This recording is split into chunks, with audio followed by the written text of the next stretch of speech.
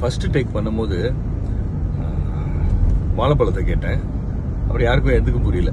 நான் வாழைப்பழத்தை கேட்டுட்டு டேக்குனாங்க. டக்குன்னு அந்த மூமெண்ட் அடியாச்சு. கொட்டை தூக்கி போட்டேன், வாழைப்பழ தோலை பிரித்தேன், சாப்பிட்டேன், திருப்பி வாழைப்பழ தோலை போட்டுக்கிட்டேன். அப்புறம் யோசிச்சேன், இன்னும் கொஞ்சம் நல்லா பண்ணலாமே செகண்ட் தேர்டு டேக்குக்கு அப்படின்னு செகண்ட் தேர்டு டேக் பண்ணேன். ஆனால் ஃபஸ்ட்டு டேக்கில் வந்து ஒரு ஹார்ட்டே தானே நமக்கு சொல்லும் இப்படியெல்லாம் பண்ணுன்ட்டு. பட் செகண்ட் அண்ட் தேர்ட் டேக்கில் வந்து நான் பிரெயினை யூஸ் பண்ணேன். அது ஒத்து வரல. அதை தான் நீங்கள் செகண்ட் அண்ட் தேர்ட் டேக்கு தான் இந்த ட்விட்டரில் பார்க்குறீங்க. ஃபர்ஸ்ட் டேக்கு தான் மைடியர் பூதம். நான் சொல்ல வர்றது வந்து மைடியர் பூதத்தை பற்றி, படத்தை பற்றி. அதில் வர்ற மாஸ்டர் மாஸ்டர் சாங்.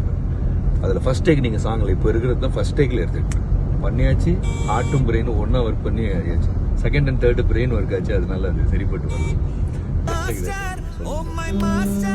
நீங்க இங்கலியா பொங்கலியா சுகலியா தான்